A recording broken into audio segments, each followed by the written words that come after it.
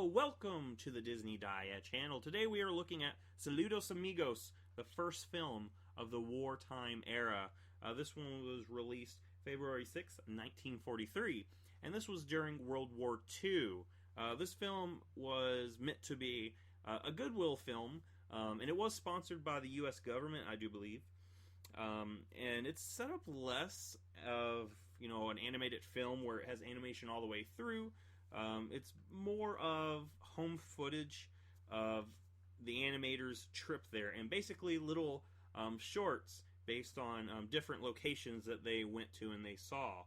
The first portion takes place in Peru, and in that part, Donald and this stubborn llama, Donald tries to get the stubborn llama to listen to him, and he fails because, of course, he's Donald.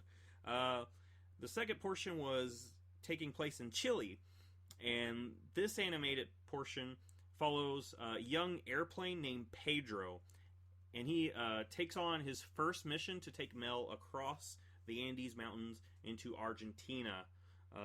The third portion is the Argentina portion, and that's where we have Goofy showing off some gaucho culture.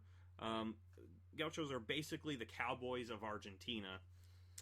And the final portion takes place in Brazil. It introduces Jose Carioca, and it's also known as the Watercolors of Brazil.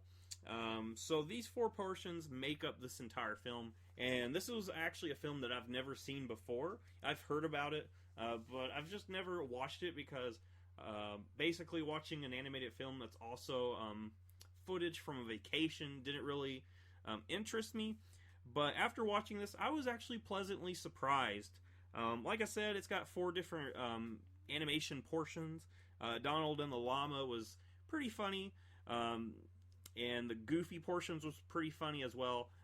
They basically follow the basic Goofy and Donald shorts formula. Also, the airplane portion was very sweet.